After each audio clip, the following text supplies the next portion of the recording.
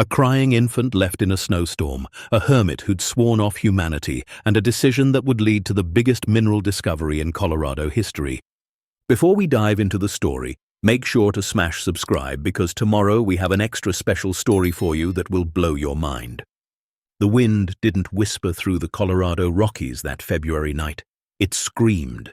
It tore through the pines like something feral, ripping branches from ancient trees and hurling snow sideways across the granite face of the mountain. The temperature had dropped to 8 degrees below zero, and the storm had already buried the old logging road under 3 feet of powder. Nothing living should have been out there. Nothing human, anyway. Marcus Cole sat inside his cabin, a structure he'd built with his own hands 8 years ago when he'd first retreated from the world. The wood stove glowed orange in the corner, throwing dancing shadows across walls lined with geological maps and survival manuals. He was 52 years old, though the mountain had aged him in ways that had nothing to do with time.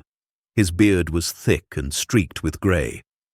His hands were calloused from splitting wood and hauling water. His eyes carried the kind of emptiness that comes from losing everything that ever mattered. He'd been a geologist once, a good one. He'd worked for mining companies across 3 continents, spent his 20s and 30s chasing deposits of copper and gold, mapping fault lines, predicting where the earth kept its secrets. He'd met Sarah in Peru. She was a photographer documenting indigenous communities affected by mining operations. They'd fallen in love, arguing about whether progress was worth the cost. They married in a small ceremony in Denver, had a daughter 3 years later, named her Emma. That was the life before. The life that ended on a Tuesday afternoon in March 8 years ago, when a drunk driver crossed the center line on Highway 70 and took everything Marcus had ever loved in a single, irreversible moment. Sarah died instantly. Emma, only 6 years old, held on for 4 hours in the ICU while Marcus gripped her small hand and begged God, the universe, anyone who might be listening, to take him instead. But she slipped away just after sunset, and Marcus felt something inside himself crack so completely that he knew it would never heal. He didn't go back to work, didn't go back to the house in Golden where Emma's bedroom still smelled like strawberry shampoo and crayons. He sold everything, packed a truck with tools and books, and drove until the roads ended. Then he hiked until even the trails disappeared. He found this place, a forgotten corner of the San Juan Mountains where the forest was thick and the silence absolute. He built a cabin from lodgepole pine, dug a well, installed a wood stove salvaged from an abandoned ranger station, and he stayed. For 8 years, he stayed. The seasons turned, snow fell and melted. Elk moved through the meadow below his cabin. Black bears marked the trees. And Marcus existed in the space between living and dying, going through the motions of survival without ever really feeling alive. He didn't want to feel. Feeling meant remembering. Remembering meant drowning. The few people who knew he was up here, a ranger named Tom, a supply clerk in the tiny town of Pinewood 15 miles down the mountain, they left him alone. They understood that some grief doesn't want company. Some men go to the wilderness to heal. Marcus had gone there to disappear. That night, the night that would change everything, Marcus was reading by lamplight, an old geology textbook he'd read 100 times before. Outside, the storm raged with a fury that would have terrified most people. But Marcus had stopped being afraid of anything the mountain could throw at him. He'd faced worse, he'd survived worse, or at least his body had. Then he heard it. Faint at first, barely audible over the howling wind. A sound that didn't belong. A sound that made his blood freeze in a way the cold never could. Crying, high-pitched, desperate, human.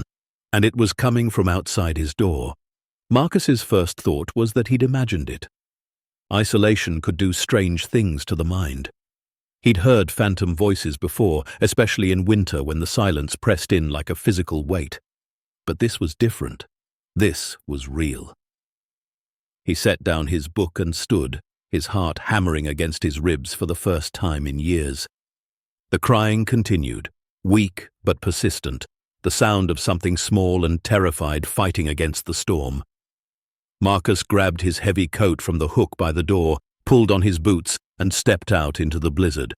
The wind hit him like a fist. Snow stung his face. Visibility was less than 5 feet, but he followed the sound, stumbling through drifts that came up to his knees, his flashlight beams swallowed by the white chaos. 15 feet from his door, he saw it, a shape on the ground, barely visible beneath a thin layer of fresh snow. He dropped to his knees and brushed the powder away. His breath caught in his throat. It was a car seat, the kind parents use for infants. And inside, wrapped in a threadbare pink blanket, was a baby, maybe 6 months old. Her face was red from crying, her lips tinged blue from the cold.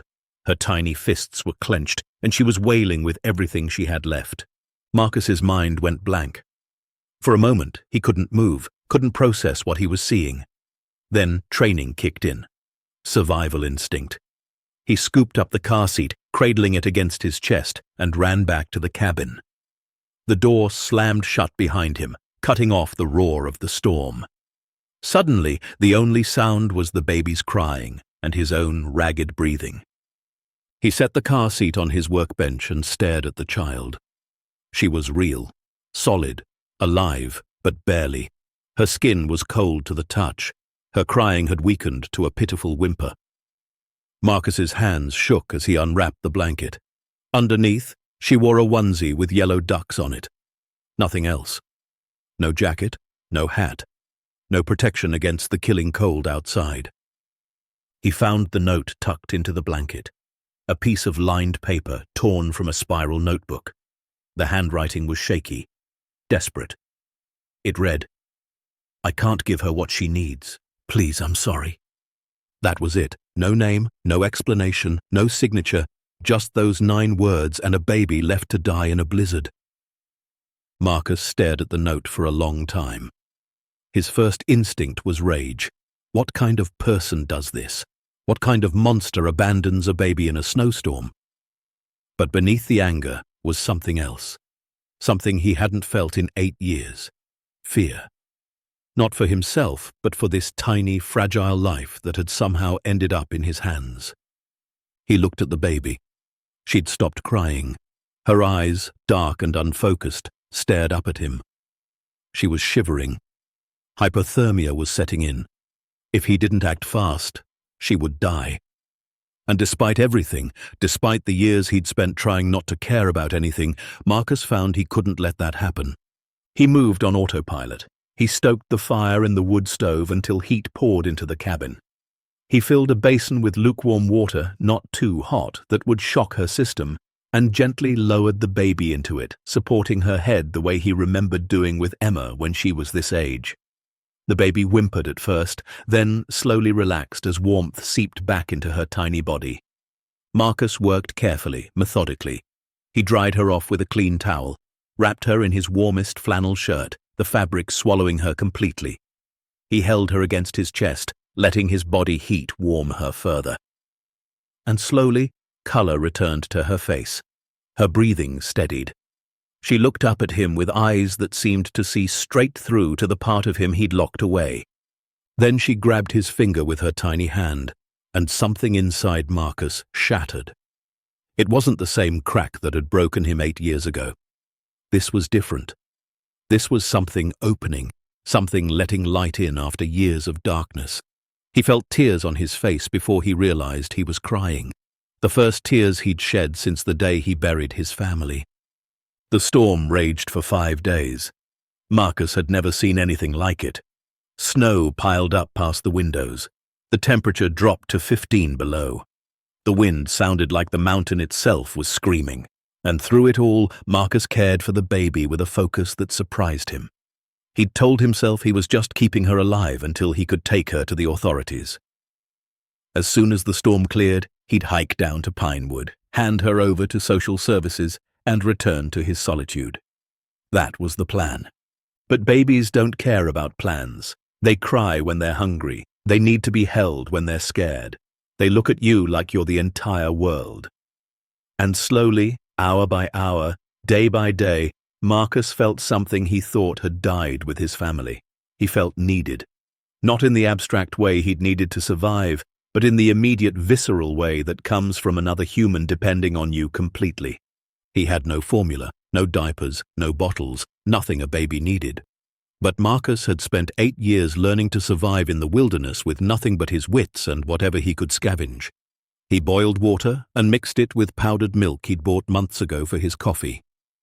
He tore up old t-shirts for diapers and boiled them after each use. He carved a makeshift bottle from a section of pine and used a piece of rubber tubing as a nipple. It was crude, primitive, but it worked. At night, when the cabin was dark except for the glow of the stove, Marcus would hold the baby and tell her stories.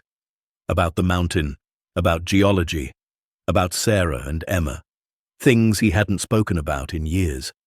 The baby would stare up at him, her dark eyes reflecting the firelight, and sometimes she'd make little cooing sounds that seemed almost like she understood. On the 3rd day, Marcus realized he'd been calling her the baby in his mind. That felt wrong, dehumanizing. If he was going to care for her, even temporarily, she deserved a name. He thought about it while she slept in a makeshift crib he'd fashioned from a wooden crate and every blanket he owned. He ran through names in his mind, traditional names, family names. None of them felt right. Then it hit him. Hope. It was the only thing he'd allowed himself to feel again since the moment he'd found her. The hope that maybe, just maybe, there was still something in this world worth protecting, worth fighting for. He whispered the name aloud, testing it. Hope. The baby stirred in her sleep, and Marcus took that as approval. By the 5th day, the storm finally broke. Marcus woke to silence. Real silence, not the howling chaos that had dominated the past week. He stepped outside into a world transformed. The snow was chest-deep in places. The sky was so blue it hurt to look at. The sun glinted off the white landscape like diamonds, and the trail down the mountain was completely buried. He stood there for a long time, hope bundled against his chest in a sling he'd fashioned from an old backpack strap. He could still make the hike. It would be brutal, dangerous even, but possible. He could take Hope to Pinewood, hand her over to people who knew what they were doing, people with resources, people who could find her a real home with parents who hadn't spent the last 8 years running from life. But as he stood there in the blinding white morning, feeling Hope's tiny heart beating against his chest, Marcus realized something. He didn't want to let her go. Not yet. Maybe not ever. It terrified him. The thought of caring about something again. The thought of having something to lose. But beneath the terror was something stronger. Something that felt like purpose. He went back inside. The cabin was small, maybe 400 square feet. One room that served as bedroom, kitchen, and living space. Rough-hewn furniture he'd built himself. Shelves lined with books on survival, geology, and wilderness medicine. A wood stove in the corner. A workbench covered with tools. No electricity. No running water beyond the well he'd dug. No phone. No internet.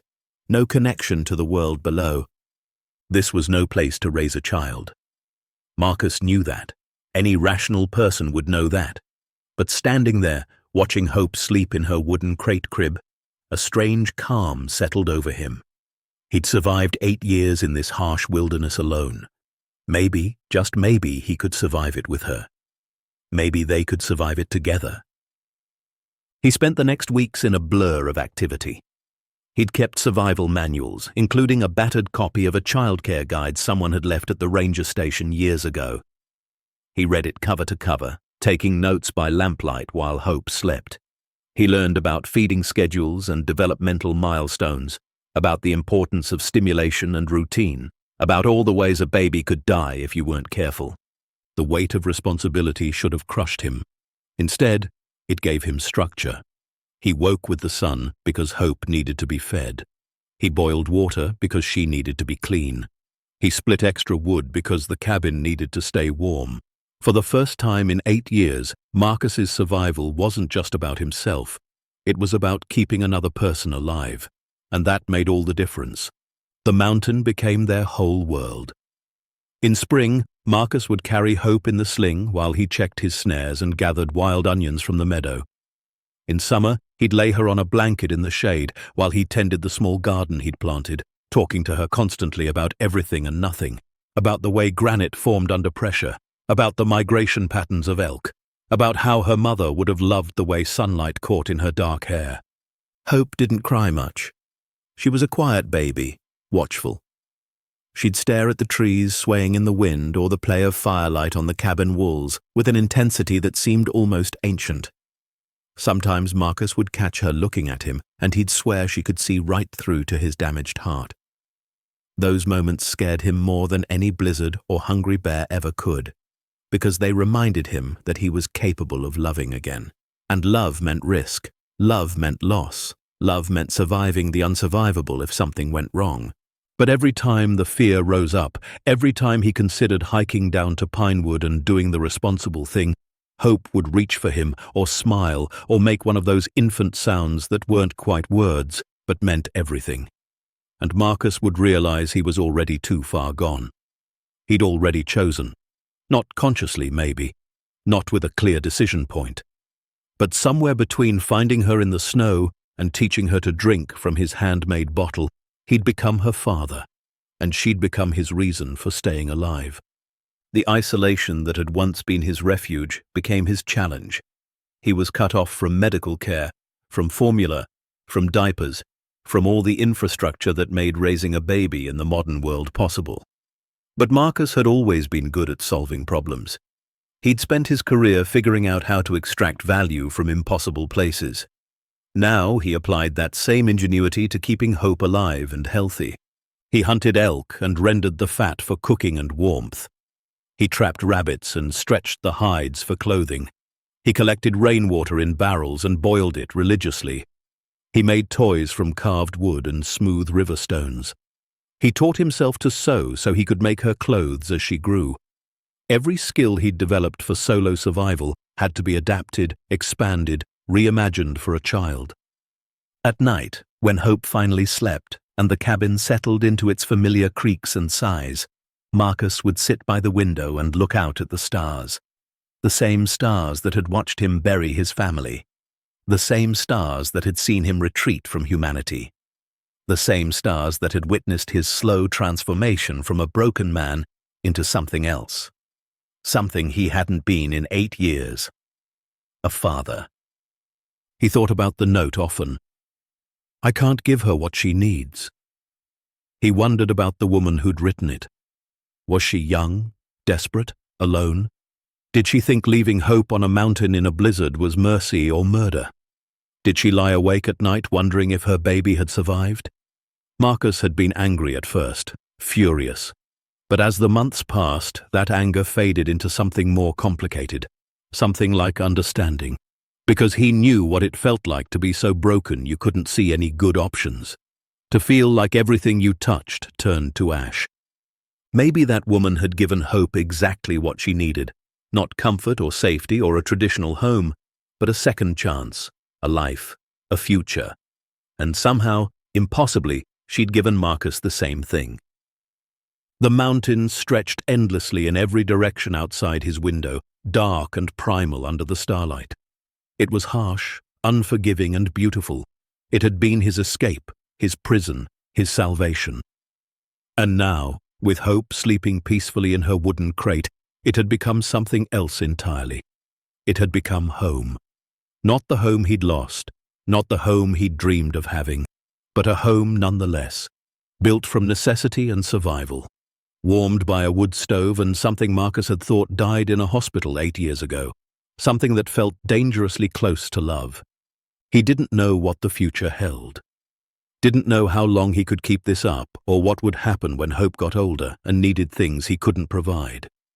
Didn't know if anyone was looking for her or if the authorities would eventually come knocking. But for now, in this moment, with the fire crackling and Hope breathing softly and the mountain standing guard outside, Marcus Cole allowed himself something he hadn't permitted in 8 years. He allowed himself to hope. 7 years passed on the mountain like water over stone, slow and transforming. The baby Marcus had found crying in the snow was now a child, 7 years old, lean and strong from a life lived entirely in the wilderness. Her dark hair hung in a braid down her back, woven each morning by Marcus's calloused hands.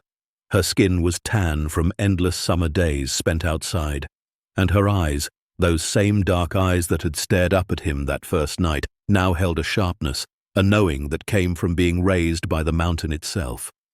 Hope had never known any other life. She'd never seen a television or heard a radio. She'd never tasted fast food or worn store-bought clothes. She'd never been to school or played on a playground or had a friend her own age. Her entire world consisted of 400 square feet of cabin, 7,000 acres of wilderness, and one man who'd become her everything. Marcus was 60 now, though the years in the mountains had carved him into something timeless. His beard was fully grey, his face lined from sun and wind, but his body was strong from the constant physical demands of their life. He could still hike 15 miles with a pack full of supplies, could still split a cord of wood in an afternoon, could still track an elk through fresh snow and bring it down with a single shot from the old rifle he kept above the door. Their days followed a rhythm as ancient as the mountain itself. They woke with the sun, Marcus first stoking the fire that had banked overnight, filling the kettle from the water barrel. Hope would emerge from the loft he'd built for her, climbing down the ladder he'd carved from spruce, her feet finding each rung without looking. Breakfast was usually the same. Oatmeal made from grain Marcus bartered for twice a year in pine wood, sweetened with honey he harvested from wild hives, sometimes with berries Hope had dried the previous summer. They ate in comfortable silence, watching the morning light paint the peaks beyond their window gold and pink and impossible blue. After breakfast came lessons. Marcus had salvaged textbooks from an abandoned schoolhouse years ago, water-damaged but readable. He taught Hope to read using those books and anything else he could find. She'd learned her letters tracing them in the dirt outside the cabin, learned her numbers counting pine cones and stones. By age 5, she was reading at a level that would have impressed any teacher. By 6, she was working through math problems Marcus wrote on a slate board he'd made from smooth stone. But their education went far beyond books. Marcus taught Hope the language of the wilderness, how to read animal tracks in snow and mud, how to identify edible plants and which ones would kill you, how to predict weather by watching clouds and feeling the wind, how to move through the forest silently, becoming part of it rather than an intruder, how to build a fire in the rain, how to find water, how to survive.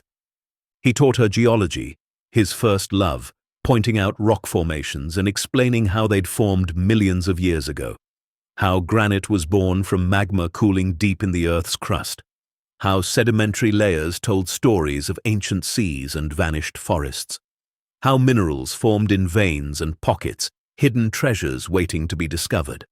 Hope absorbed it all with a hunger that reminded Marcus of himself at that age. She was brilliant, not just smart, but genuinely gifted. She had a memory that seemed almost photographic.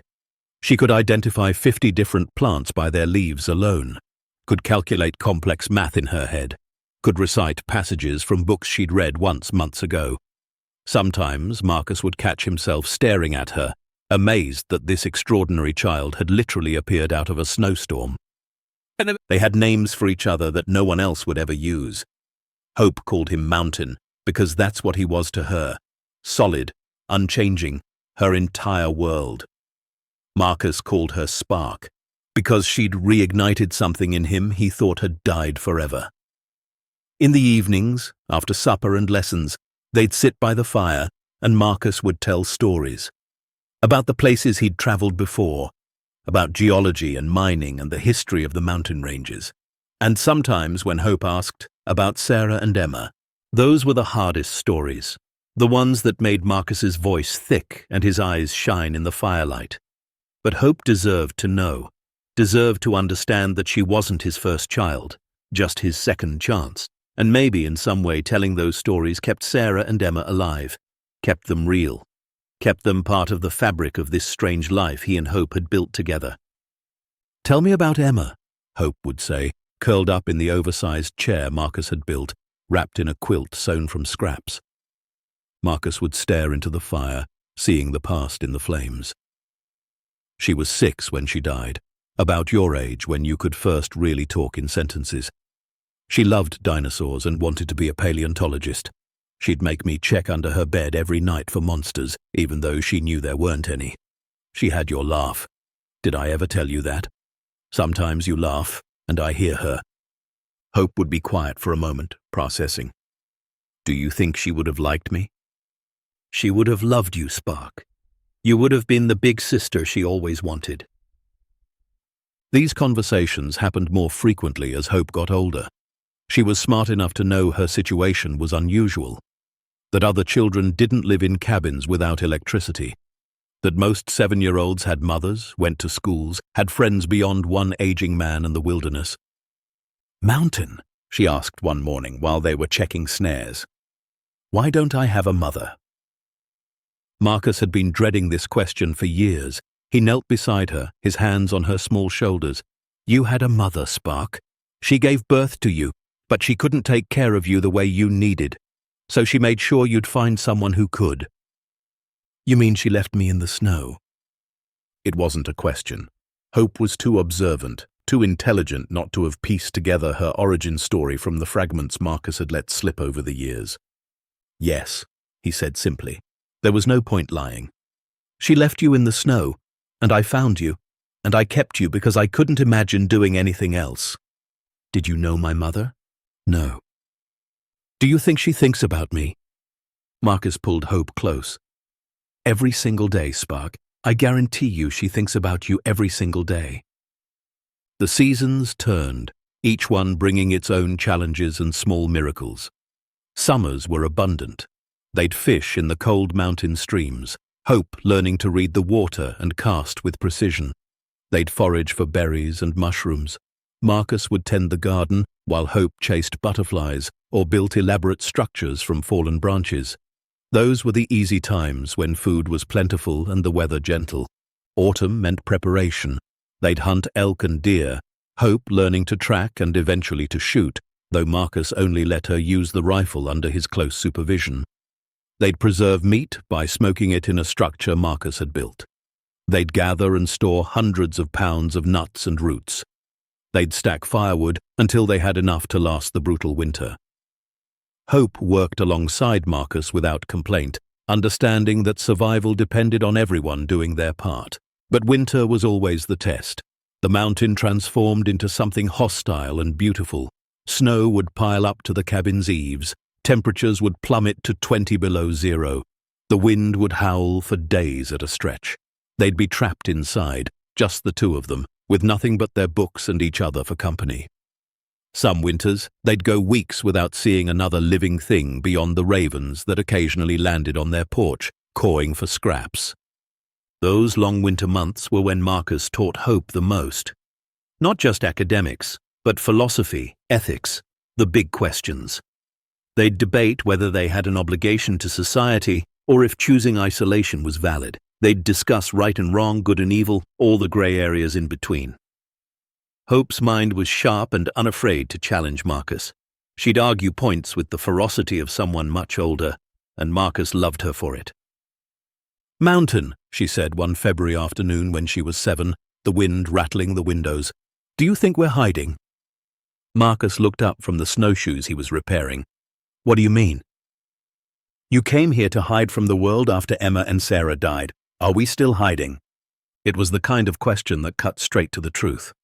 Marcus set down his tools. Yes and no. I came here to hide. You're right about that. But now I think we're just living differently. Not better or worse. Just different. But I don't get to choose. You chose this for both of us. Marcus felt his chest tighten. You're right. I did. And when you're older, if you want to leave, if you want to see what's out there, I won't stop you. Would you come with me? I don't know, Spark. Honestly, I don't know. Hope was quiet for a long moment, staring into the fire. I'm not mad, Mountain.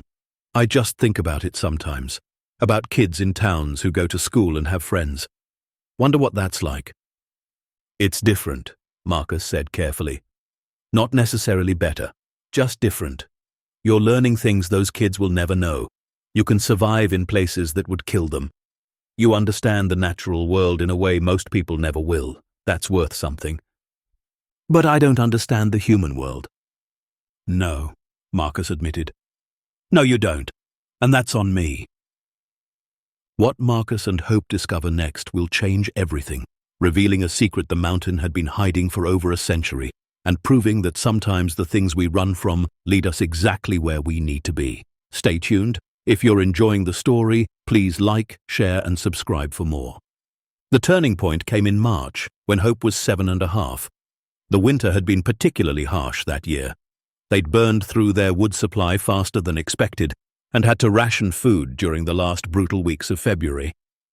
Hope had been quieter than usual, but Marcus attributed it to cabin fever, the natural restlessness that came from being trapped inside for months.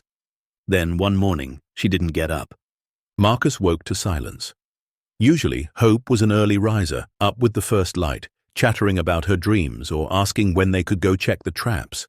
But this morning, nothing.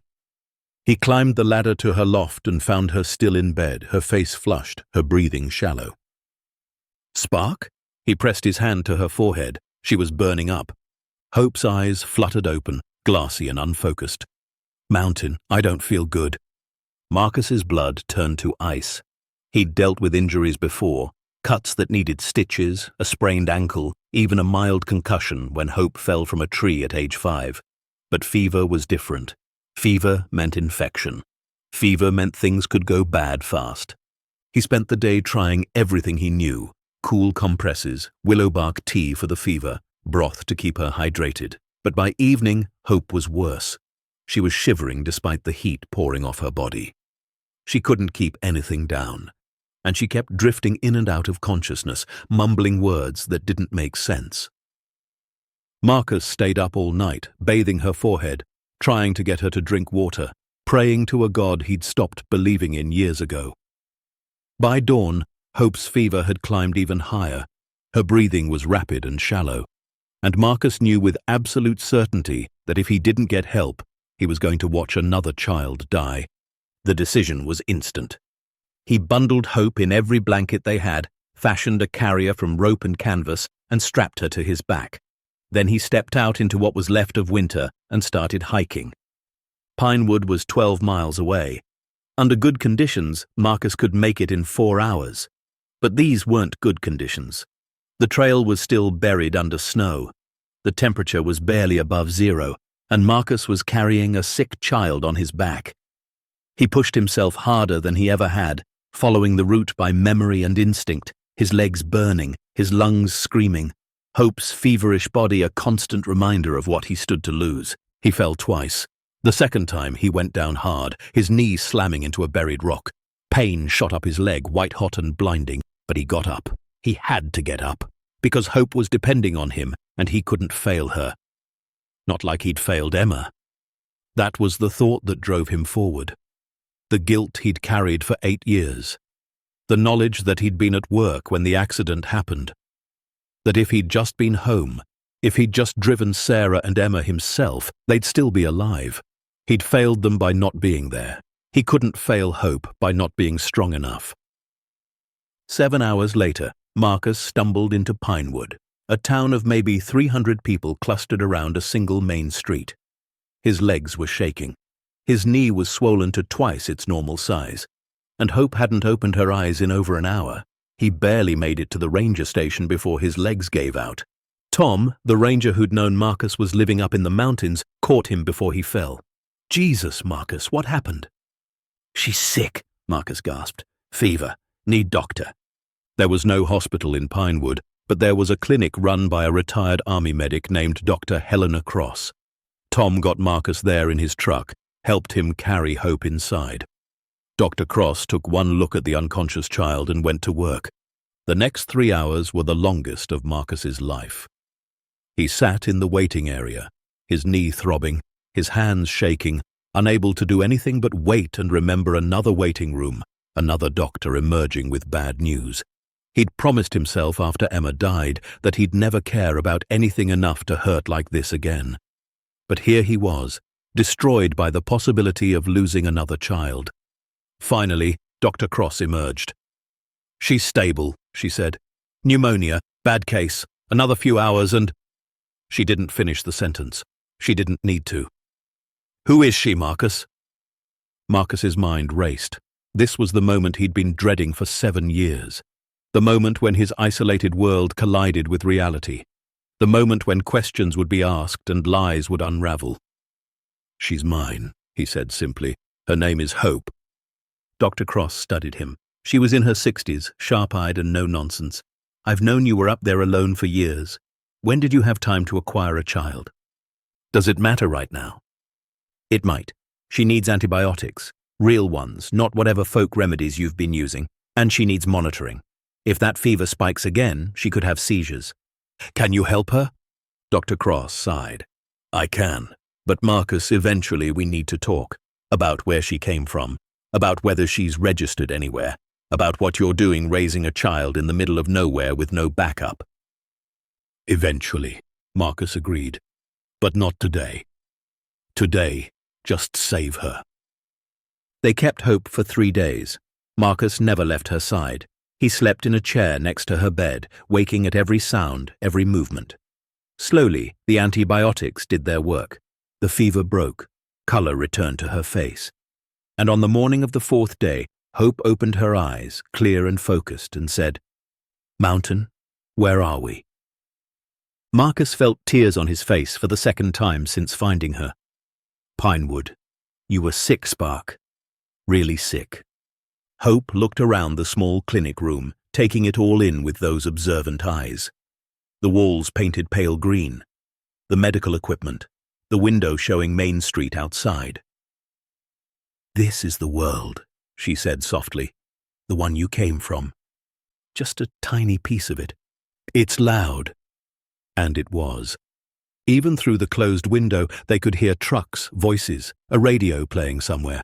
After 7 years of mountain silence, civilization sounded like chaos. "You get used to it." Hope reached for his hand. "Can we go home now?" Home. She meant the cabin, the mountain, the only life she'd ever known. And Marcus realized with a mixture of relief and fear that she wasn't curious about staying, wasn't asking to explore or meet other children. She wanted to go back, because to her, that isolated, harsh, beautiful place was home. And he was her whole world. Dr. Cross released them with 2 weeks' worth of antibiotics and a warning. "Marcus, she could have died. You understand that, right? If you'd waited even a few more hours, we'd be having a very different conversation. You can't raise a child that isolated without consequences. What happens next time? What happens when she's older and needs things you can't provide?" Marcus knew she was right. The hike down had forced him to confront truths he'd been avoiding. Hope was getting older. Her needs were getting more complex. He couldn't protect her from everything, couldn't teach her everything. Couldn't be both father and mother, teacher and doctor, provider and protector forever. Eventually, something would break. Eventually, the world would find them. Eventually, he'd have to make a choice, but not today. They made the hike back slowly. Marcus's knee was badly bruised, and Hope was still weak from her illness. It took them 2 days, camping overnight in a shelter Marcus had built years ago for emergencies. They talked about what Hope had seen in Pinewood, the cars and buildings, the other people. She asked questions about how things worked, why people lived that way, what they did all day. "Do you wish you lived there?" Marcus asked. Hope thought about it seriously. "No, it's interesting, but it's not for me. Everything there seems so separate. People in boxes, driving other boxes, going to work in bigger boxes. On the mountain, everything connects. We're part of it, not separate from it." Marcus felt pride swell in his chest.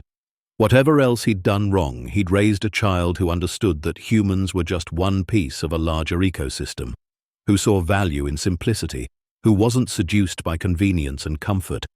But he also felt the weight of responsibility pressing down harder than ever, because Hope's perspective was limited. She could only appreciate mountain life because she'd never known anything else. What would happen when she was 15 and realized she'd missed out on friendships, on first loves, on all the experiences that made humans social creatures? What would happen when she was 20 and wanted to see the world beyond 7,000 acres of wilderness? These questions haunted Marcus as they climbed back up to their cabin. The familiar structure came into view, smoke from the banked fire still curling from the chimney. Hope ran ahead, calling back, "I see it, Mountain. I can see home." Home. Marcus watched her disappear inside, heard her exclaim over how good it felt to be back, and he made a decision.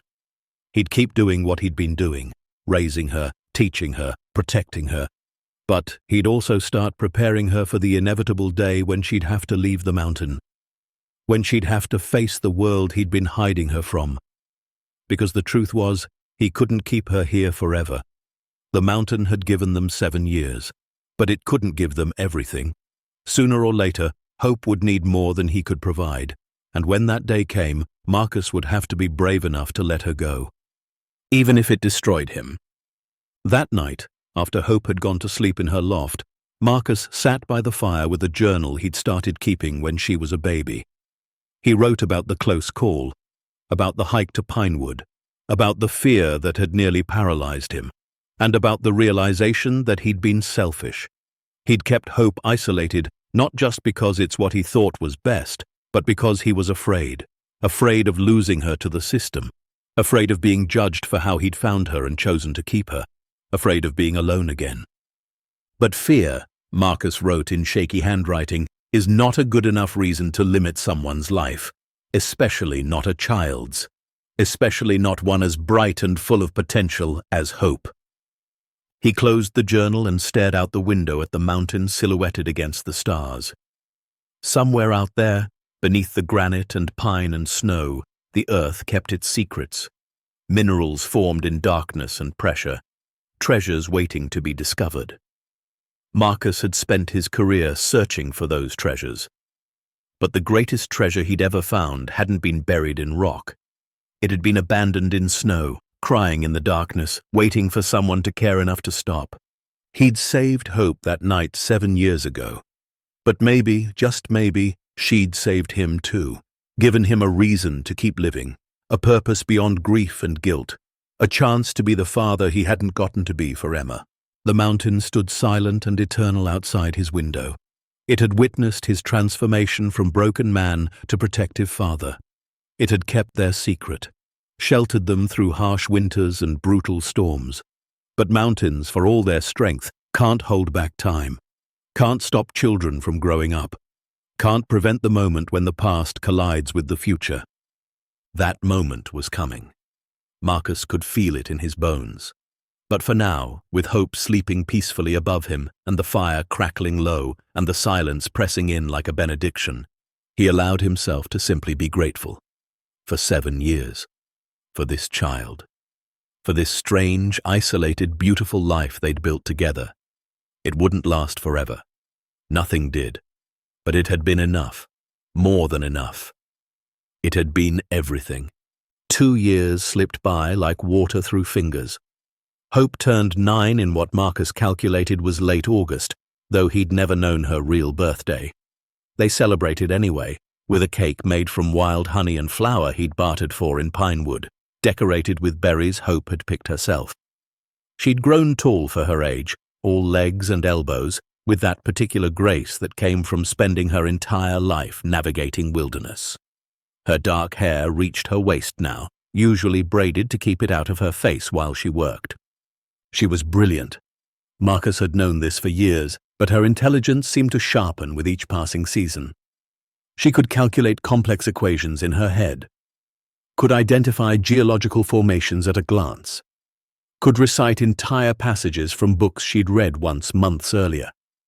But more than that, she'd developed the kind of observational skills that most geologists spent careers trying to cultivate. She noticed everything. The way light hit rock faces, the subtle color variations in soil, the patterns in how water erosion shaped the landscape. And she collected rocks. It had started innocently enough. Most children who grew up around mountains collected rocks. But Hope's collection was different. She didn't just grab anything shiny or colorful.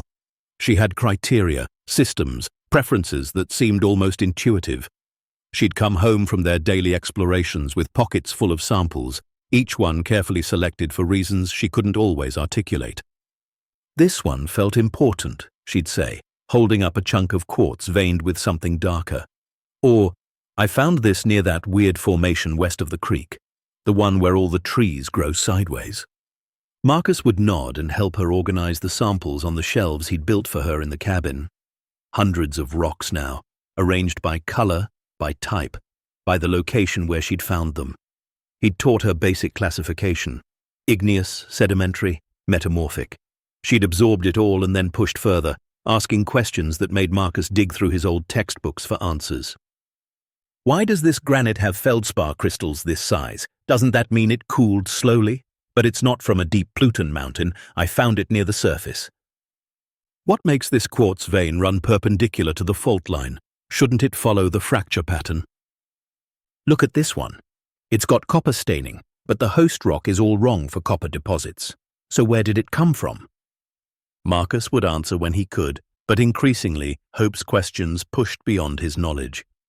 She was developing an intuition about geology that seemed almost supernatural, like she could read the mountain's history in ways even he couldn't fully understand. Then came the day in late September when everything changed. Marcus was outside splitting wood for winter, his breath fogging in the crisp autumn air. Through the window he could see Hope inside, arranging her rock collection. She'd been working on it for hours, moving samples around, grouping and regrouping them according to some logic only she understood. Finally, she came outside, her face flushed with excitement. "Mountain, you need to look at something." Marcus set down the axe and followed her inside. She'd arranged maybe 30 samples on the kitchen table, each one labeled with a small piece of paper indicating where she'd found it. Marcus glanced at them casually, the way he'd looked at hundreds of her rocks before, ready to praise her organizational skills and get back to his work. Then he actually looked. His breath caught in his throat. He picked up one of the samples, a grey metallic stone with a slight sheen. His hands started shaking. He grabbed another, then another. His heart began to pound so hard he could hear it in his ears. "Mountain, what's wrong?" Marcus couldn't speak. He was staring at the samples spread across the table, his geologist brain firing on all cylinders for the first time in over a decade. He recognized what he was seeing, but it was impossible. Completely impossible. Lithium carbonate, rare earth elements, traces of gold, and something else, something that made his mouth go dry. Beryllium. High-grade beryllium ore. These elements didn't occur together. They formed under completely different conditions, in completely different geological environments. Finding them all in the same location was like finding a polar bear in the Sahara. It didn't happen, except somehow on this mountain it had. "Mountain, you're scaring me." Marcus finally looked at Hope. "Spark, where exactly did you find these?" She pointed to her labels. "All over. But mostly in that area north of the cabin, the place where the rock face is exposed and all those weird formations are. I've been mapping it, see?"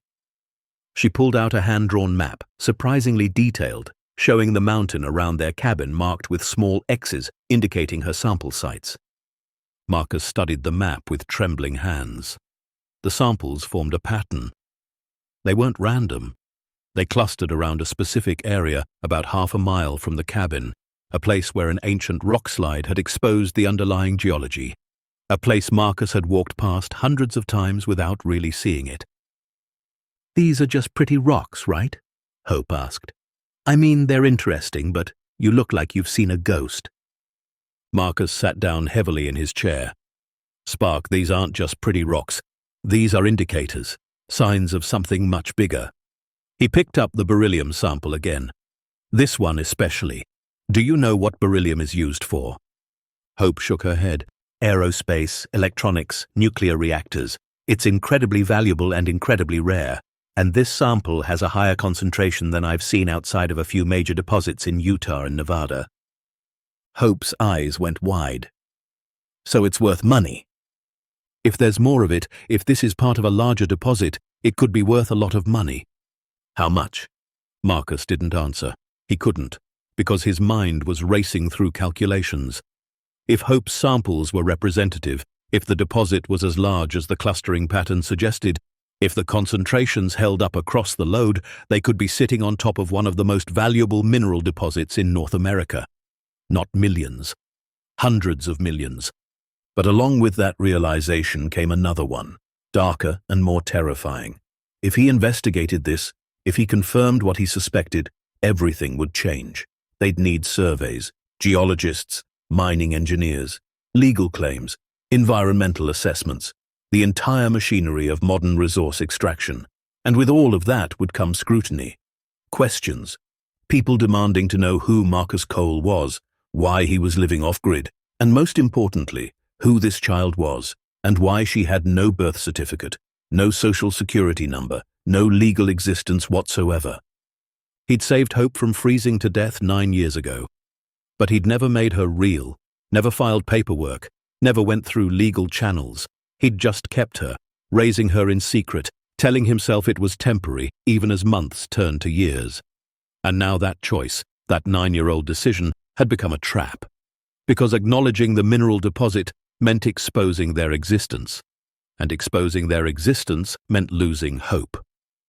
"Mountain, you're doing that thing where you go somewhere else in your head." Marcus blinked and focused on Hope's concerned face. "Sorry, Spark, just thinking." About the rocks, about a lot of things. Over the next week, Marcus couldn't stop thinking about the samples. He tried to focus on preparing for winter, on hunting and preserving meat, on stacking firewood, but his eyes kept drifting to that exposed rock face north of the cabin. His geologist brain, dormant for so long, had roared back to life, and it was screaming at him that Hope had found something extraordinary. Finally, he gave in. "Spark, want to help me with a project?" Hope looked up from the book she was reading, a battered copy of Treasure Island she'd read at least 5 times. "What kind of project?" "Geological survey. We're going to map that area where you found most of your samples. Do it properly, with measurements and documentation." Hope's face lit up. "Really? Like real geologists do?" "Exactly like real geologists do. I'll teach you." They started the next morning. Marcus dug through the storage area beneath the cabin and pulled out equipment he hadn't touched in over a decade. A rock hammer, a hand lens, sample bags, a compass and measuring tape, and buried in the back, wrapped carefully in oilcloth, his old field notebook and specimen labels. He showed Hope how to systematically survey an area, how to identify promising formations, how to take samples without contaminating them, how to document everything meticulously, because in geology, as in life, the details mattered more than the big picture. Hope absorbed it all with the intensity she brought to everything. She asked questions that showed she understood not just the mechanics, but the theory. "We're looking for patterns, right? Because minerals don't just appear randomly. They form under specific conditions. So if we can map the pattern, we can predict where the deposit is richest." "Exactly," Marcus said, feeling a complicated mixture of pride and fear. She was so smart. Too smart to be buried on this mountain forever, and yet here they were, possibly standing on top of a fortune, and all he could think about was how to hide it. They worked through September and into October, spending hours each day at the exposed rock face. What they found confirmed Marcus's worst fears and wildest hopes. The deposit was massive. It ran along a fault line that stretched for at least half a mile, maybe more. The mineralization was diverse and high grade. Beryllium was just the beginning. There was lithium, crucial for batteries, rare earth elements, essential for modern electronics, even significant amounts of gold and silver. Marcus did calculations in his notebook late at night while Hope slept. Conservative estimates put the deposit's value at $200 million. More optimistic projections pushed it past $300 million. Either way, it was life-changing money, generational wealth, the kind of discovery that made careers and transformed entire regions. And it was all on land Marcus technically owned. He'd bought this property through a complex series of transactions over a decade ago, paying cash through intermediaries, avoiding any connection to his old identity. The deed was in the name of a shell corporation he'd set up before his life fell apart. For years, it had been his safety net, his guarantee that no one could force him off this mountain. Now it was the key to unimaginable wealth. But only if he reported it. Only if he brought in the surveyors and engineers. Only if he opened their isolated world to scrutiny. Marcus started running tests using old equipment he'd salvaged from his geology days. He had a portable XRF analyzer he'd bought used before retreating to the mountain, thinking maybe he'd prospect as a hobby. It had sat in storage for years. Now he pulled it out, replaced the batteries, and started analyzing Hope's samples in secret while she slept. The results were even better than he'd hoped. The beryllium concentrations were consistently high. The rare earth elements were present in economically viable quantities. The lithium grades were spectacular. This wasn't just a good deposit. This was world-class. Marcus stayed up late one night, staring at the printouts from his analyzer, doing math that made his head spin. $300 million. Probably more. He could give Hope everything. A real education, travel, opportunities. He could set her up for life, ensure she never wanted for anything. He could hire the best lawyers to handle her legal status, get her documented properly, maybe even track down her birth mother for closure. Or he could keep their secret and stay hidden, stay safe, stay together. The choice should have been obvious. But it wasn't, because Marcus had learned something in 9 years on this mountain with Hope. Money didn't matter as much as people thought. Security wasn't found in bank accounts. Happiness wasn't measured in opportunities and possessions. They had enough. They had each other. They had this life. Wasn't that enough? But even as he tried to convince himself, doubt gnawed at him. Because this wasn't just about him. This was about Hope and her future. What right did he have to decide she should live in poverty when literal hundreds of millions of dollars were sitting beneath their feet? What right did he have to limit her choices because of his own fears? He hid his notes in a metal box he'd buried beneath a loose floorboard under his bed. He told himself he was protecting Hope, protecting their life together. But deep down, he knew he was just being a coward. Then October came, and with it, another trip to Pinewood for winter supplies. Hope came along this time. She was older now, strong enough for the hike, and Marcus had decided she needed more exposure to the outside world, even in small doses. They made the journey over 2 days, camping overnight, reaching town on a crisp afternoon when the aspen leaves were turning gold. Pinewood hadn't changed much. Same 300 people, same quiet main street, same general store where Marcus bought flour and sugar and coffee in bulk. Hope stayed close to him, overwhelmed by the noise and activity. Even in a town this small, civilization felt chaotic after years of mountain silence. They were loading supplies into packs when Marcus heard a voice behind him. "Marcus Cole, is that really you?" Marcus turned slowly. The man standing there was about his age, maybe 60, wearing expensive hiking gear that screamed weekend outdoorsman. It took Marcus a moment to place him. Then recognition hit like a punch to the gut. "David? David Chen?" "Jesus, it is you. I heard rumors you'd gone full hermit, but I didn't believe it." David Chen had been a colleague back in Marcus's geology days. They'd worked together on a copper survey in Arizona maybe 15 years ago. "What are you doing out here?" "Living," Marcus said simply. His eyes flicked to Hope, who was watching the exchange with interest. David followed his gaze. "And who's this?" "My daughter," Marcus said. The lie came easily now. "Hope."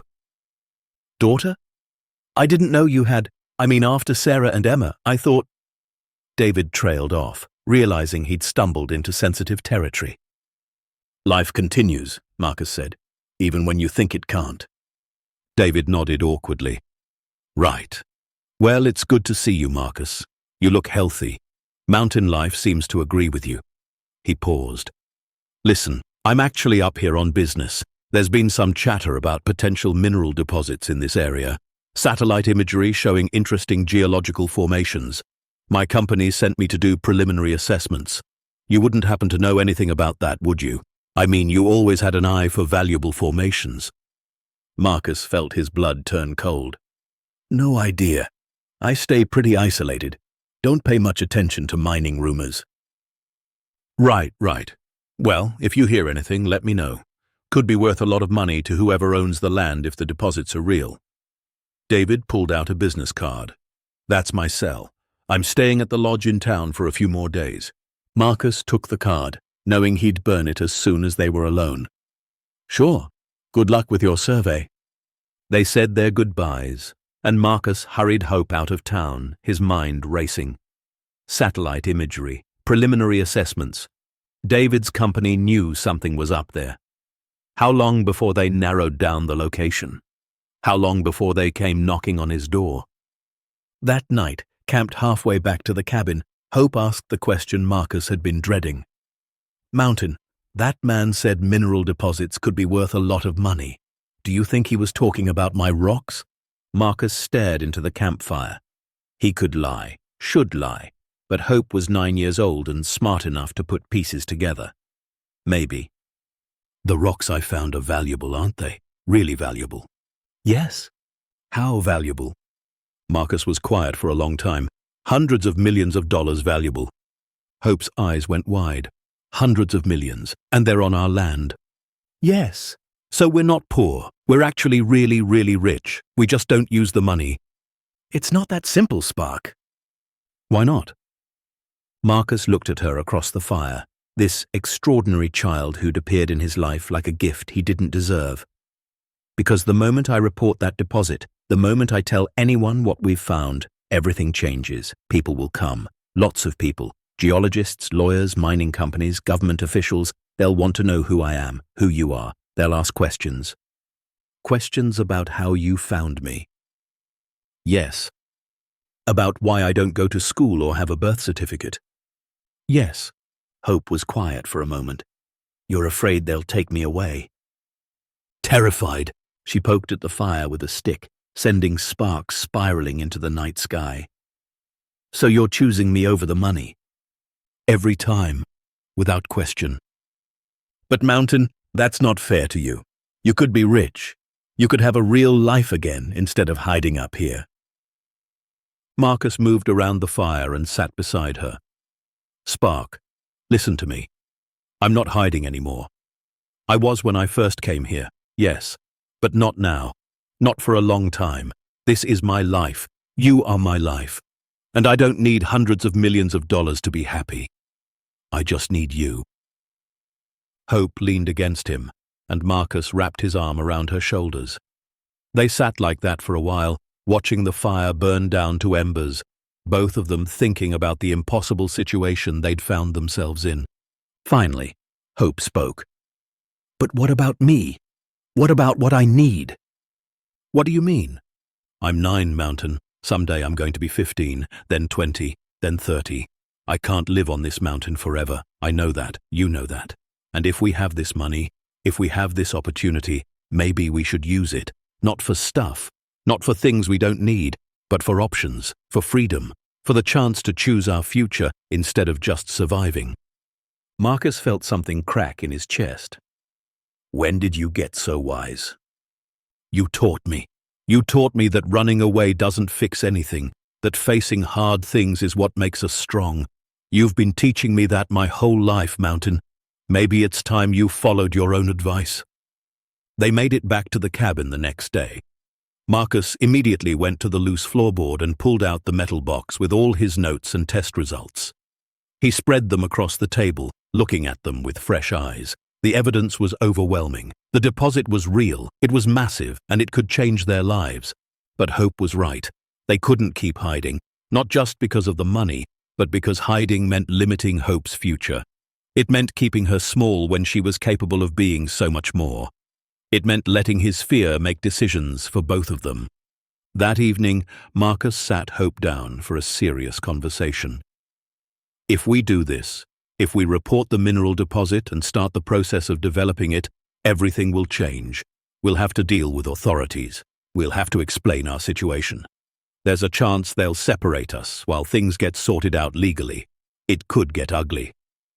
But there's also a chance it works out. A chance we get to stay together and have a real future. Yes. So we take the risk. Marcus studied her face, so young but so determined. You're sure? Because once we start this, we can't go back. Hope reached across the table and took his hand. Mountain, you saved my life. You gave me everything. Now let me help save yours. Let me help us build something bigger than survival. Please." Marcus felt tears stinging his eyes for the third time since Hope had entered his life. The first was the night he'd found her. The second was when she nearly died from pneumonia. And now this, the moment his daughter, this incredible child he'd raised in isolation, was teaching him about courage. "Okay," he said, his voice rough. "Okay, Spark, we'll do it. Together." "Together," Hope agreed. That night, Marcus pulled out a satellite phone he'd kept for emergencies, charged it with a hand-crank generator, and made his first call to the outside world in 9 years. He didn't call David Chen. Instead, he called a law firm in Denver that specialized in mineral rights and family law. He left a message explaining that he had a complicated situation involving a major mineral discovery and a custody issue that needed to be handled delicately. The lawyer called back the next day. They talked for 2 hours.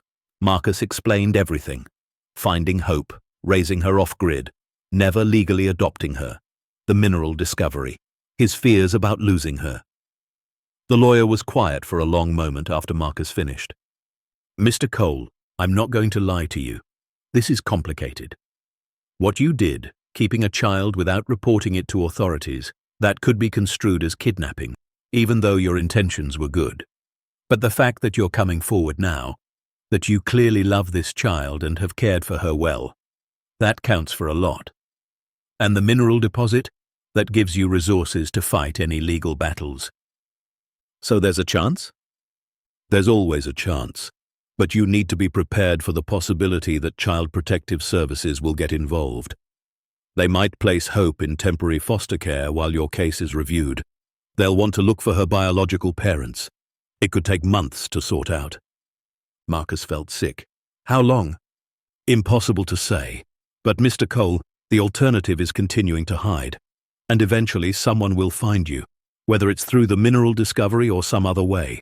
Better to get ahead of it now on your terms than have it forced on you later." "You're right," Marcus said. "Tell me what we need to do." The lawyer laid out a plan. "File for legal guardianship immediately. Document Hope's care and education. Gather character witnesses. Be completely honest about how he'd found her and why he'd kept her. Hire a child psychologist to evaluate Hope and testify that she was healthy and well-adjusted. Prepare for media attention because a story this big wouldn't stay quiet for long. And through it all, prepare Hope for the possibility that they might be separated temporarily." That was the hardest part. Sitting Hope down and explaining that the authorities might take her away for a while, that she might have to live with strangers while the legal system sorted everything out, that despite everything they'd built together, there were no guarantees. Hope listened carefully, her face serious. When Marcus finished, she asked one question. "Will you fight for me?" "With everything I have, then we'll be okay. However long it takes, we'll be okay." Marcus pulled her into a hug, this wise, brave child who'd somehow become his whole world. He'd found her crying in a snowstorm 9 years ago, a baby abandoned and dying. He'd saved her life that night. But sitting there in their cabin with the mountain standing guard outside, Marcus realized something profound.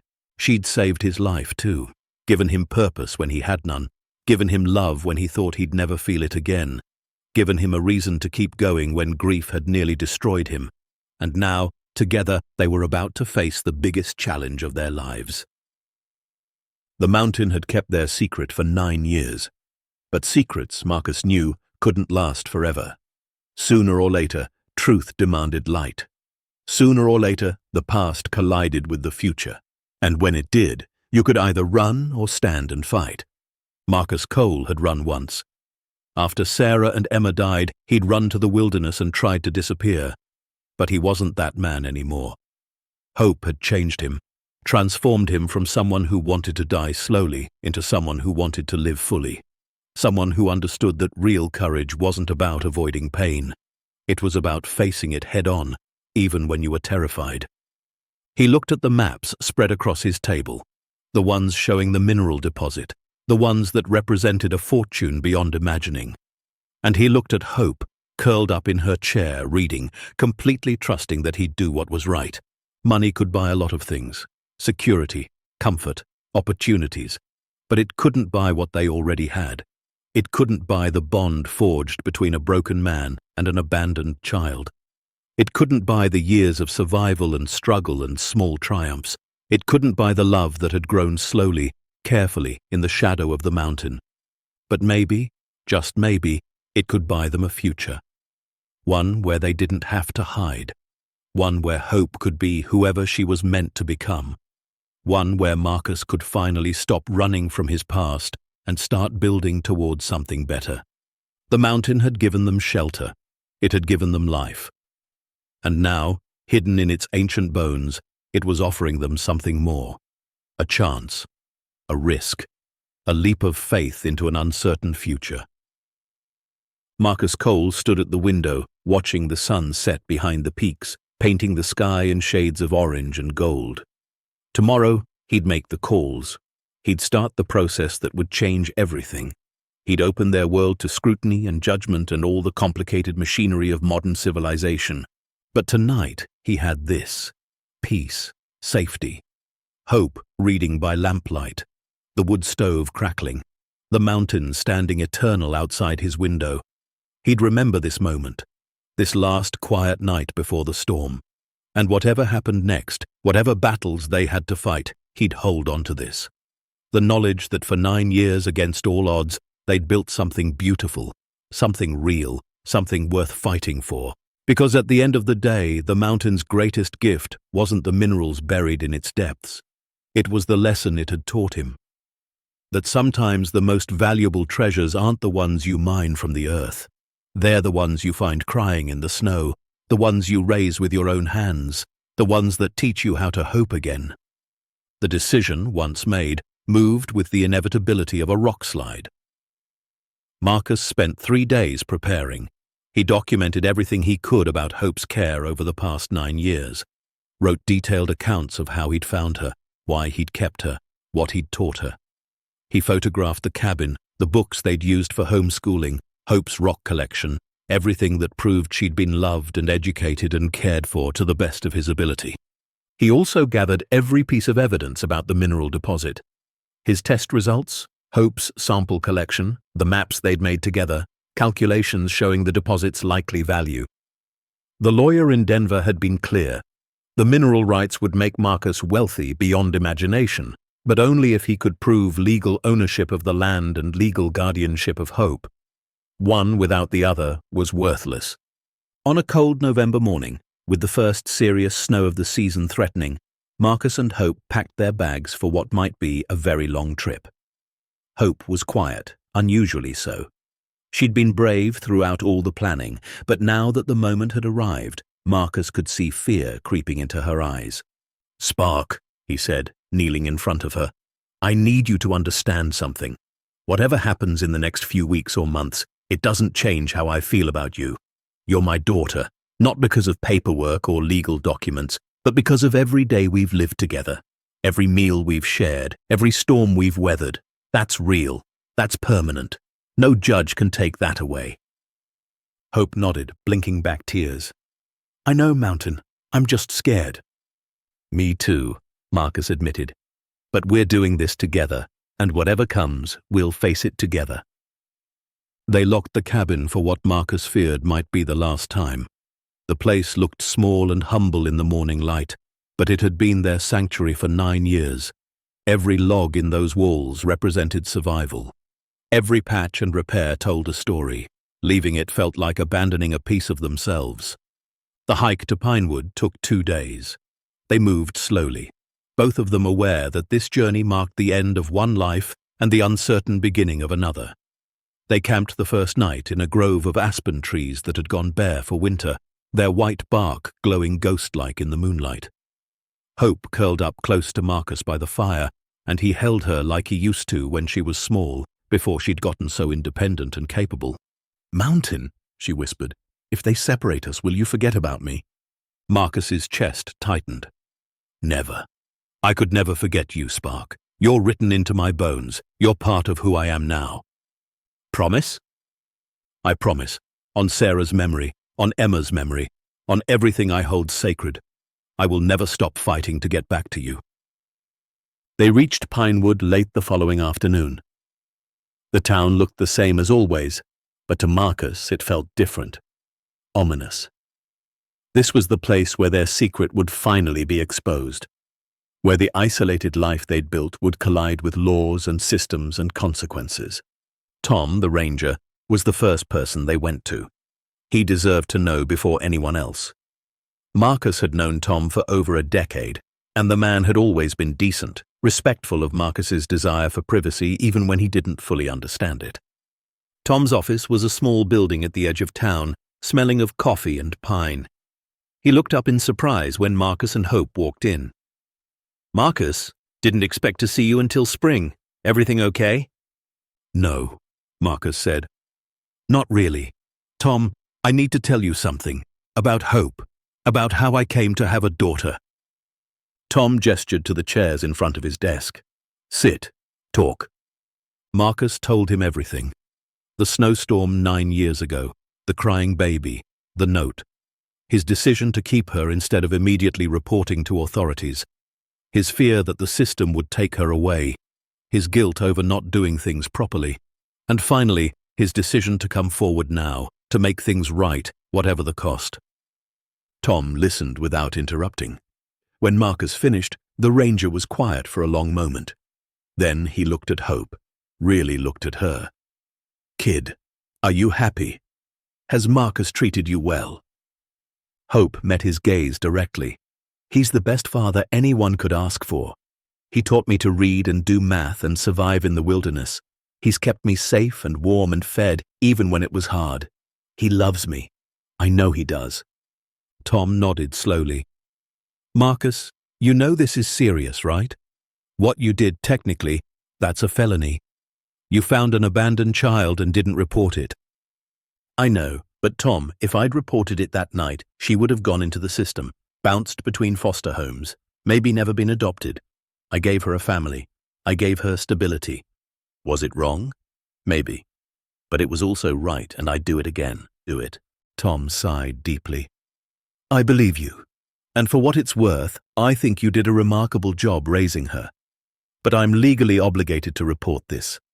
Once I do, Child Protective Services will get involved. There'll be an investigation. Hope will likely be placed in temporary foster care while everything gets sorted out. It could be messy." "I know," Marcus said. "That's why I brought this." He pulled out the business card for the lawyer in Denver. "I've already retained counsel. We're prepared to fight for legal custody. We're also prepared to cooperate fully with any investigation. I'm not trying to hide anymore, Tom. I'm trying to do right by Hope." Tom studied the card, then looked at Marcus again. "There's more to this, isn't there? Why come forward now? Why not wait until Hope was 18 and none of this mattered?" Marcus hesitated, then decided on full honesty. "Because we found something on my property, something valuable, and I can't keep it secret without keeping Hope secret, and I won't limit her future because of my fears anymore." "How valuable are we talking?" "Mineral deposit, potentially worth several $100 million. Tom's eyebrows shot up. "Jesus, Marcus, that's life-changing money. Only if I can prove legal ownership and guardianship, which brings us back to Hope."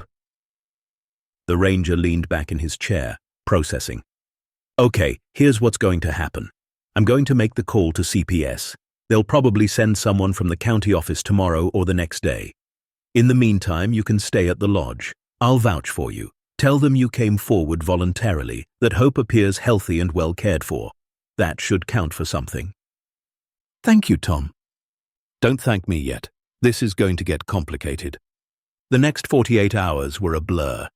A social worker named Patricia Gomez arrived from the county office, a woman in her 50s with kind eyes and a no-nonsense demeanor. She interviewed Marcus for 3 hours, asking detailed questions about how he'd found Hope, why he'd kept her, how he'd provided for her education and medical care. She interviewed Hope separately, asking about her life, her relationship with Marcus, whether she felt safe. Then came the examination. A doctor checked Hope thoroughly, confirming she was healthy, well-nourished, properly developed for her age. A psychologist talked with her for 2 hours, assessing her emotional state, her cognitive abilities, her attachment to Marcus. The verdict was unanimous. Hope was one of the healthiest, most well-adjusted 9-year-olds any of them had ever evaluated. Highly intelligent, emotionally stable, clearly loved. But the law was the law. Patricia sat Marcus and Hope down in a conference room at the county building and delivered the news Marcus had been dreading. "Mr. Cole, based on our preliminary investigation, we're placing Hope in temporary foster care while we complete a full assessment. This is standard procedure in cases where guardianship is unclear. It's not a judgment on your parenting, it's just protocol." Hope grabbed Marcus's hand, her grip tight enough to hurt. "No, I want to stay with Mountain." "I understand, sweetheart," Patricia said gently. "And this is temporary. We're going to move as quickly as we can, but we need to follow proper procedures." Marcus felt like someone had reached into his chest and squeezed his heart. This was the moment he'd feared for 9 years. "Where will she go?" "We have an excellent foster family in Silverton, the Reyes family. They have experience with emergency placements and understand the sensitive nature of this case. Hope will have her own room, regular meals, access to school, and you'll be allowed supervised visits while we work through the legal process." "How long?" Marcus's voice was barely a whisper. "Impossible to say. Could be weeks, could be months. It depends on how quickly we can verify your story, track down Hope's biological parents, and assess whether permanent guardianship is in her best interest." That night was the worst of Marcus's life. Worse than the night Sarah and Emma died, because at least then the pain had been simple, clean, final. This was different. This was watching his daughter, the child he'd raised for 9 years, pack her few belongings while trying not to cry. This was holding her one last time before a social worker drove her away to a house full of strangers. This was standing in an empty parking lot as the taillights disappeared, feeling like he'd failed her in the worst possible way. Tom found him an hour later, still standing in the same spot, staring at nothing. "Marcus, come on, I'll buy you a drink." They went to the only bar in Pinewood, a dim place that smelled of beer and old wood. Marcus ordered whiskey and drank it without tasting it. Tom sat beside him quietly, not trying to fix things with empty words, just being present. "I lost her," Marcus said finally. "I did exactly what I was trying to avoid for 9 years. I lost her." "You haven't lost her. She's in temporary placement. That's different." "Is it? What if they decide I'm unfit? What if they find her biological mother and she wants her back? What if after all this I never see her again?" Tom had no answer, because those were legitimate fears. The system, however well-intentioned, didn't always get things right. The Reyes family turned out to be good people. Maria and Carlos Reyes had been fostering children for over a decade. They had 2 biological children, both grown and moved out, and a steady stream of foster kids who needed temporary homes. They treated Hope with kindness and respect, giving her space to grieve the separation from Marcus while providing structure and stability. But Hope was miserable. Marcus could see it during their supervised visits twice a week. She'd sit across from him in a conference room at the county building, a social worker present to observe their interaction, and the light in her eyes was dimmed. She answered his questions politely, told him she was eating well, sleeping okay, that the Reyes family was nice. But she wouldn't meet his gaze, wouldn't reach for his hand the way she used to. "Spark," Marcus said during their 3rd visit. "Talk to me. Really talk to me." Hope finally looked up, and Marcus saw tears streaming down her face. "I hate it there, Mountain. They're nice, but it's not home. The bed is too soft. The house is too warm. Everything is too easy. And there are so many rules. Rules about screen time and bedtime and how to talk to adults. I don't understand any of it." Marcus wanted to scoop her up and run, take her back to the mountain and disappear again. But he couldn't. He'd started this process, and now he had to see it through. "I know it's hard, but we knew it would be.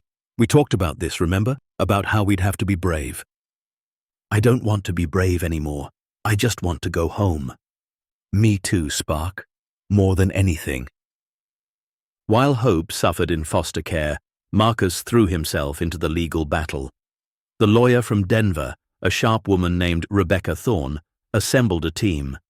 They gathered character witnesses. Tom testified that Marcus had lived peacefully on the mountain for years, never causing trouble, clearly devoted to raising Hope well. Dr. Cross, who'd treated Hope's pneumonia, testified that Marcus had hiked 12 miles through a blizzard to save his daughter's life, showing the kind of parental devotion that couldn't be faked. Even David Chen, the geologist Marcus had run into, testified that Marcus Cole had been one of the finest geologists he'd ever worked with, a man of integrity and skill. They hired expert witnesses. A child psychologist who'd evaluated Hope testified that she was exceptionally well-adjusted, highly intelligent, and clearly bonded to Marcus in a healthy parent-child relationship. An education specialist reviewed the curriculum Marcus had used and declared that Hope's education was far superior to what most public schools provided. A wilderness survival expert confirmed that Marcus had created a safe, stable environment despite living off-grid. But the prosecution, such as it was, had their own case. Marcus had broken the law. He'd found an abandoned child and failed to report it. He'd kept her hidden from society for 9 years. He'd denied her access to modern healthcare, formal education, social interaction with peers. What if she'd gotten seriously ill? What if she'd been injured? What if Marcus had died and left her alone on the mountain? The preliminary hearing took place in a county courthouse 2 weeks before Christmas.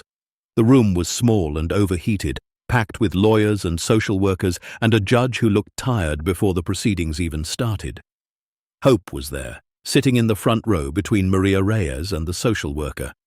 She wore a dress Maria had bought her, something pink and frilly that Hope clearly hated. But when her eyes met Marcus's across the courtroom, something passed between them. A promise, a reminder that they were in this together. The judge, a woman in her 60s named Catherine Martinez, listened to both sides for 6 hours. Then she asked Hope to approach the bench. "Young lady," Judge Martinez said kindly, "I want to ask you some questions, and I need you to be completely honest with me. Can you do that?" Hope nodded. "Yes, ma'am. Do you understand why you're here today?" "Yes. Because mountain. Because Marcus found me when I was a baby and kept me instead of reporting it to authorities. And now everyone's trying to decide if he should keep being my father." "That's exactly right. Now, I've read reports about your life on the mountain, about how you had no electricity, no running water, no access to doctors or schools. Does that sound accurate?" "Yes, ma'am." "Did you ever feel unsafe there? Did Marcus ever hurt you or neglect you?" "No, ma'am. Never. He kept me warm and fed and safe. He taught me to read and do math and understand science. He taught me how to survive, and he loves me. I know that absolutely." Judge Martinez studied Hope carefully. "You're very articulate for a 9-year-old. Did Marcus teach you to say these things?" Hope's eyes flashed with something fierce. "No, ma'am. Mountain taught me to think for myself and speak the truth. That's what I'm doing now. The truth is, I had the best childhood anyone could ask for. Maybe it wasn't normal, but it was good. And he's my father. Not because of paperwork, but because of everything he's done for me every single day since he found me." The courtroom was silent. Judge Martinez blinked, clearly moved. "Okay, sweetheart, you can sit down now." The hearing adjourned without a decision. Judge Martinez said she needed time to review everything and would render her decision after the holidays. Marcus spent Christmas alone in a cheap motel room in Pinewood, staring at the ceiling, wondering if Hope was opening presents with the Reyes family, wondering if she was thinking about him. Then the media found the story. Someone, probably from the courthouse, leaked details to a regional newspaper. The headline ran on December 28th. "Hermit geologist raises abandoned child in wilderness, sitting on $300 million mineral deposit." Within 24 hours, it went national. News trucks descended on Pinewood.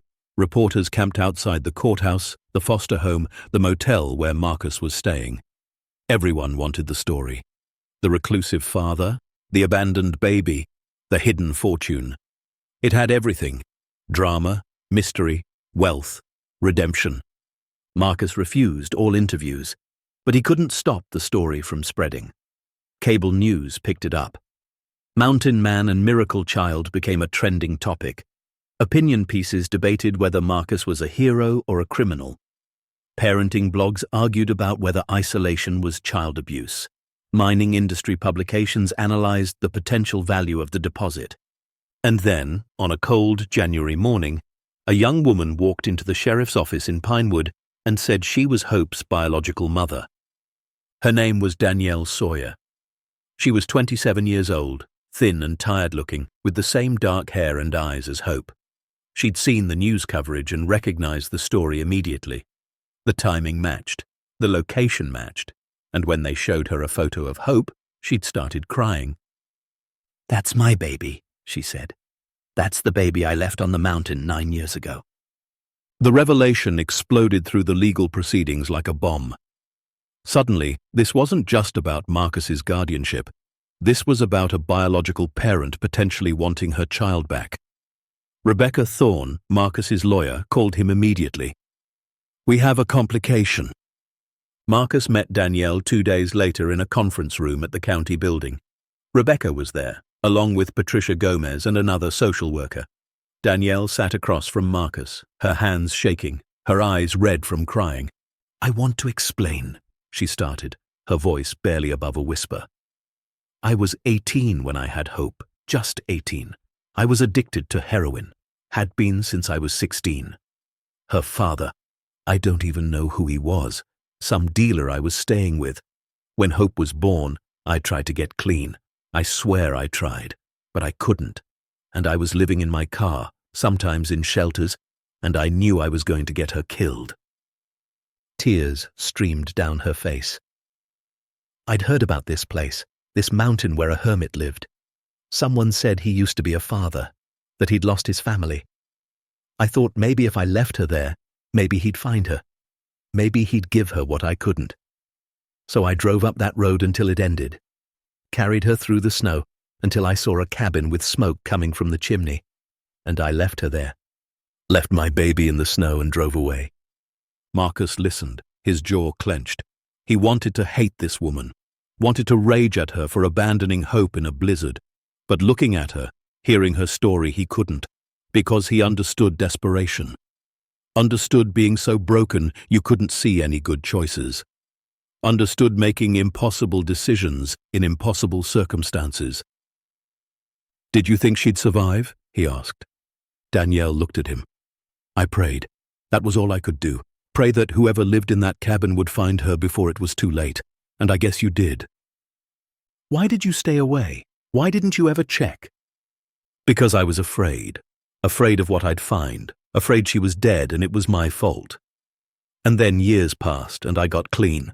3 years sober now. Started putting my life together. Got a job, an apartment. But I convinced myself she was better off without me, that she'd been found and adopted by a good family.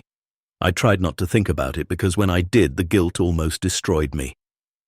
"And now?" Marcus's voice was hard. "Now you've seen the news and you want her back? Want to be her mother after 9 years? Danielle shook her head. No, that's not why I came forward. I came forward because I needed to know, needed to see with my own eyes that she's okay, that my impossible gamble paid off, that she's alive and healthy and happy.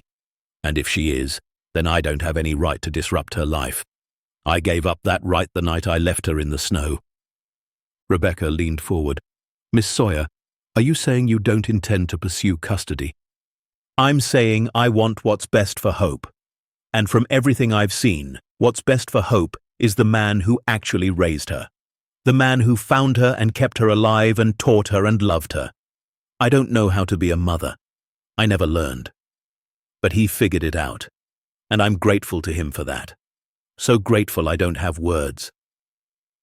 The meeting ended with Danielle signing papers, legal documents terminating her parental rights voluntarily, statements that she supported Marcus's petition for adoption, a letter to Hope explaining everything, to be given to her when she was ready.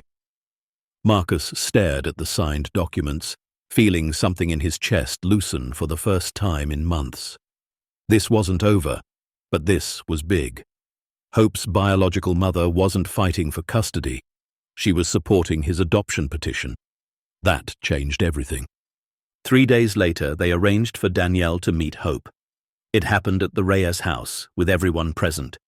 Social workers, lawyers, Marcus, the Reyes family. They wanted Hope to meet her birth mother in a safe, supportive environment where she could ask questions and process her emotions. Hope walked into the living room and stopped when she saw Danielle. For a long moment, they just stared at each other. Then Hope spoke, her voice steady. "You're my mother. My biological mother." "Yes," Danielle said, crying. "You look so much like I did at your age. You're beautiful." "Why did you leave me?" It was the question everyone had been dreading. Danielle knelt down so she was at Hope's eye level. "Because I was sick, baby, addicted to drugs, and I knew I couldn't take care of you the way you deserved. I knew I'd fail you, so I took you to someone I thought could succeed where I couldn't. And he did. Marcus gave you everything I couldn't, and I'll be grateful to him for that for the rest of my life." Hope was quiet, processing. Then she asked, "Are you going to take me away from him?" "No, sweetheart, never. I signed papers saying you should stay with Marcus. He's your father. I'm just the woman who gave birth to you and made the hardest decision of her life." Hope studied Danielle for another long moment. Then, to everyone's surprise, she walked forward and hugged her. Not a desperate hug, not a reunion, just a simple acknowledgement. "Thank you," Hope whispered, "for making sure I'd find him." Danielle sobbed, holding this child she'd left in the snow, this child who'd somehow become extraordinary despite, or maybe because of, the impossible start to her life. When they separated, Hope looked at Marcus. "Can I talk to Mountain alone?" Everyone filed out, leaving just Marcus and Hope in the living room. Hope climbed onto the couch next to him and leaned her head on his shoulder. "That was weird." "Yeah," Marcus agreed, "it was. She seems nice." "She does. But she's not my mom. You know that, right? She might have given birth to me, but you're my parent. You're the one who mattered." Marcus wrapped his arm around her. "I know, Spark, but I'm glad you met her. Glad you got to see where you came from." "I come from you," Hope said firmly. "From 9 years of you teaching me and caring for me and showing me what love looks like. That's where I come from. Everything else is just biology." The final hearing took place on a Tuesday in late January. The courtroom was even more packed than before, media having been allowed in this time. Judge Martinez reviewed all the evidence, all the testimony, all the documents. She interviewed Hope privately one more time. Then she called everyone back into the courtroom. "This is one of the most unusual cases I've encountered in 20 years on the bench," Judge Martinez began. "Mr. Cole violated the law when he found an abandoned infant and failed to report it. That's indisputable. However, his motivations were not criminal. He acted to save a child's life and provide her with a stable, loving home. And by all accounts, he succeeded beyond what most parents accomplish under ideal circumstances." She paused. "Hope Cole, and I'm using that name deliberately, is one of the most remarkable children I've ever had the privilege of interviewing. She's intelligent, articulate, emotionally stable, and clearly bonded to Mr. Cole in a healthy parent-child relationship.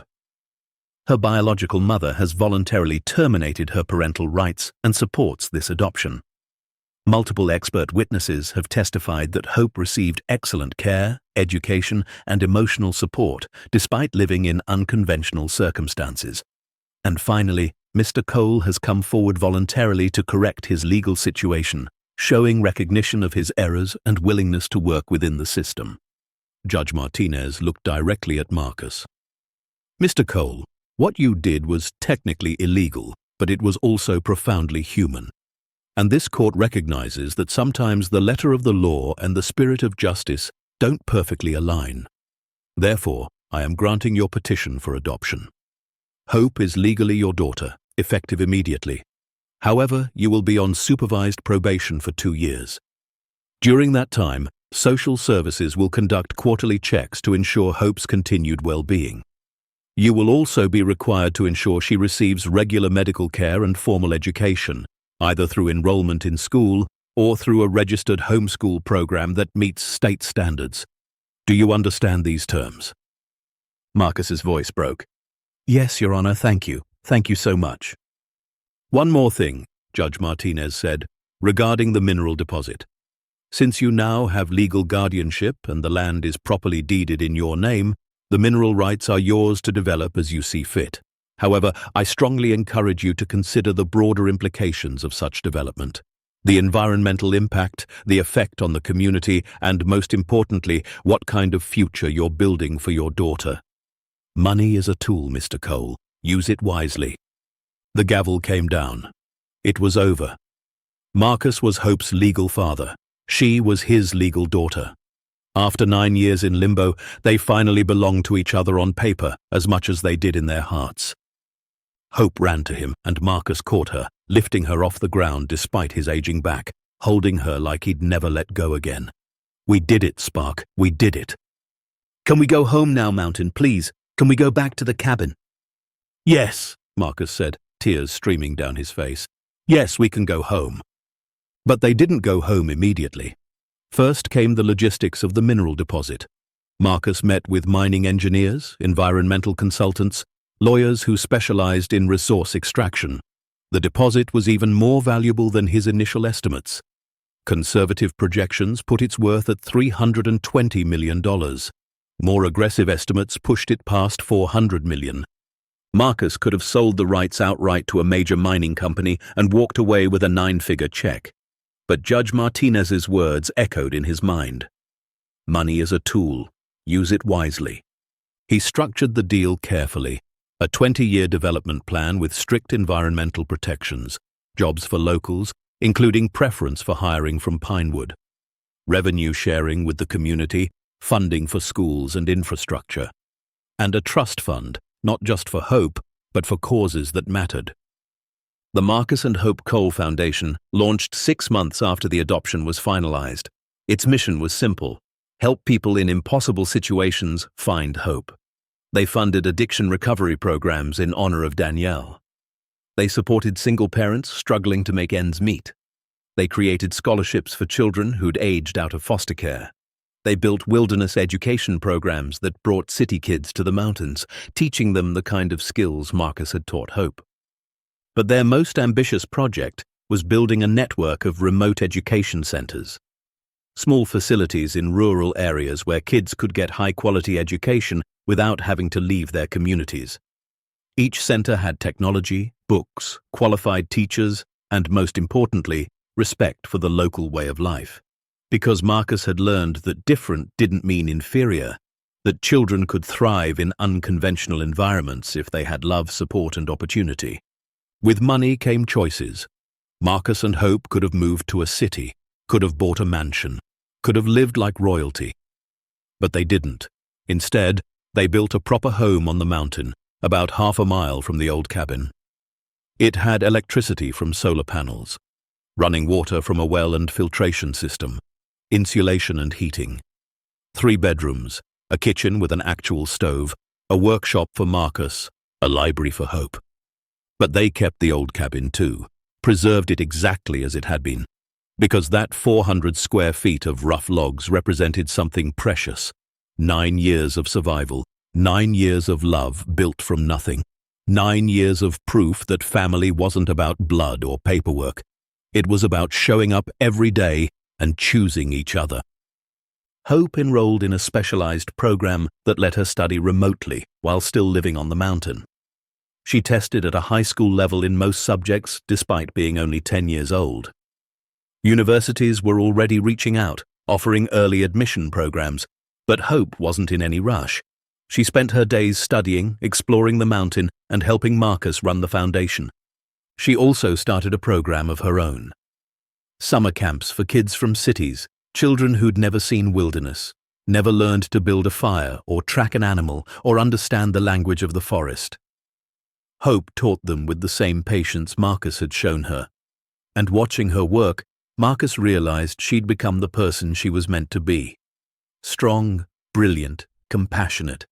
A child who'd started life abandoned in a blizzard and grown into someone who dedicated herself to helping others survive their own storms. On a warm evening in June, 2 years after the adoption was finalized, Marcus and Hope sat on the porch of their new home. The sun was setting behind the peaks, painting the sky in shades of orange and purple that seemed almost unreal. In the distance, they could see the old cabin, small and sturdy, still standing watch over the meadow.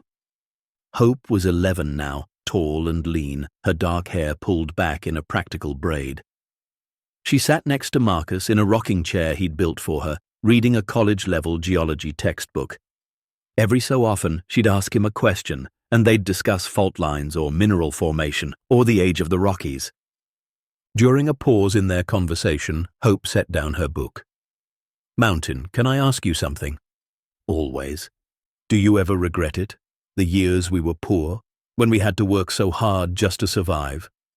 Marcus was quiet for a long moment, watching the sun sink lower. "You know what I think about when I remember those years? Not the hunger or the cold or how hard it was.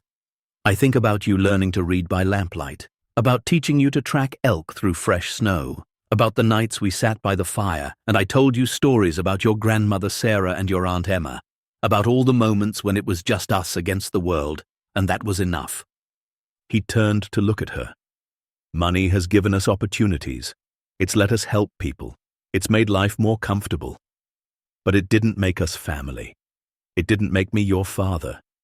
That happened in a 400-square-foot cabin with no electricity and a wood stove that barely worked. That happened through 9 years of choosing each other every single day." Hope smiled, her eyes shining in the fading light. "So you don't regret it? Not for 1 second? Every hard winter, every hungry night, every moment of fear, it was all worth it because it led me to you. The mountain didn't just give us $300 million, Spark. It gave us each other. And that's the real treasure." They sat in comfortable silence as the stars began to emerge. Somewhere in the trees, an owl called. The wind whispered through the pines, carrying the scent of alpine flowers and stone and endless wilderness. And on their porch, a father and daughter who'd found each other in the most impossible circumstances sat together, proof that sometimes the greatest fortunes aren't the ones you dig from the earth. They're the ones you find crying in the snow. Because anyone can change the world if they're brave enough to stop running from their pain and courageous enough to build something beautiful from the broken pieces. As the last light faded from the mountain peaks, Marcus Cole realized something profound. He'd come to this wilderness 9 years ago to disappear, to let grief consume him slowly in isolation. He'd been a dead man walking, just going through the motions of survival. But hope had changed everything. She'd given him a reason to live, to fight, to believe in second chances. The hermit who'd sworn off humanity had become a father. The man who'd wanted to die had learned to hope again.